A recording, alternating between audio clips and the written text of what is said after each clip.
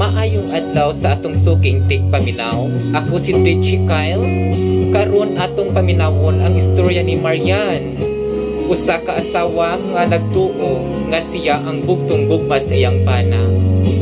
Apan nasakitan pag-ayos sa dihang nadiskubre niya maski puli siya sa usa ka laing gwapa nga usa di ay kamahuyang or bayon. Ang maayong adlaw DJ Kyle. Ako si Marian, 35 years old, nga nagpuyo sa Lapu-Lapu, Cebu City.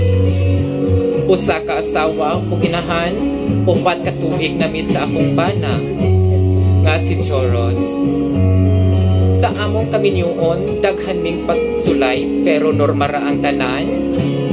Ang kay sa tinuod lang nagtuo ko nga usa lang kahagit ang tanan. Lalis o kasakit nga among nasinati.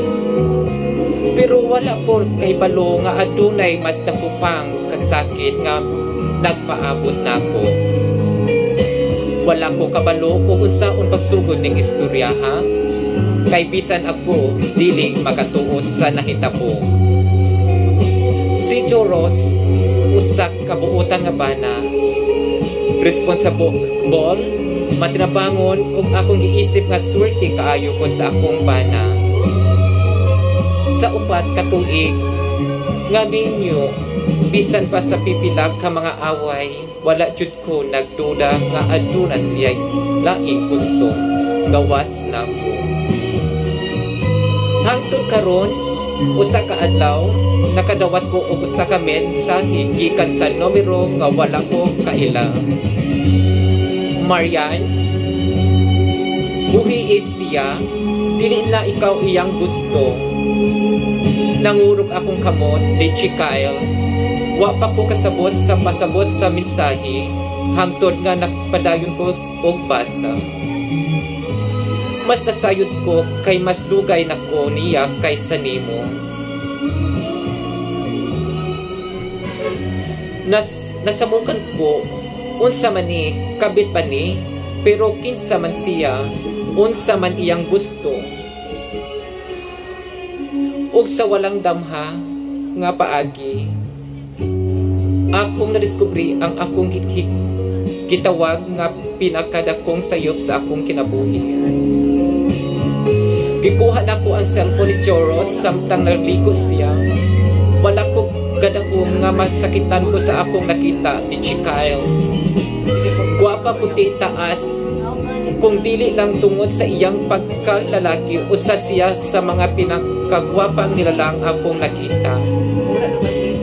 Naa sila'y mga hulagway nga nagkupot sa kamot, magkaakpay, magkatawa nga murag walay laing tao sa ilang palibot.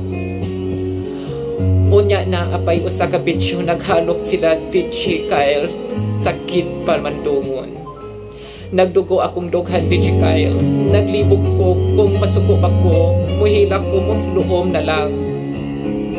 Sa dihang ni gawas si Choros sa banyo, nitanaw siya nako ug nakita dayon niya ang nga nagkunit ko sa iyang cellphone. Nakita niya akong mga luha nga nangatulo sa bisan wala pa ko'y gisulti. Kinsa siya, akong gipangutana samtang kipakita ang ilang mga sweet nga picture. Mihilom siya, unya miingon lang, sorry kaayo Marian. Sa tinuod lang, siya ang akong higugma, so wala pa tika pakaslan.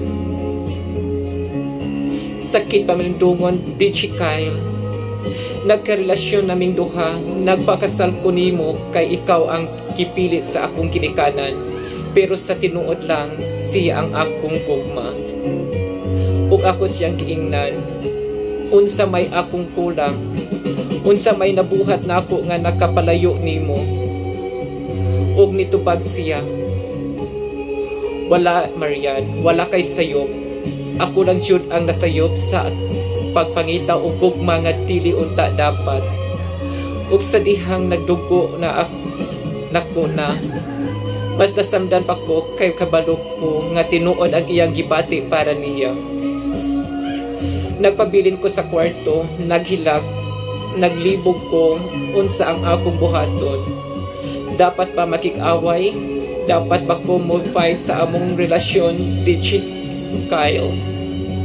Pero unsaon pa man akong isuko kung ang akong bana mas nakita na og kahayag sa laing tawo. Mas gipili na niya si Michael Ayasmith ug ako ang gipili niyang biyaan. May desisyon ko nga biyaan siya bisan sakit, bisan di ko katuo. Kay dili na ko pugson ang usa ka tawo nga mas nahigugma sa laing lain. Para sa tanan nga nakasulay na nasakitan sa gugma, hinaot nakakita mo og tawong tinud-anay nga pilion mo, walay pagduduha. Nagpadala, Marian.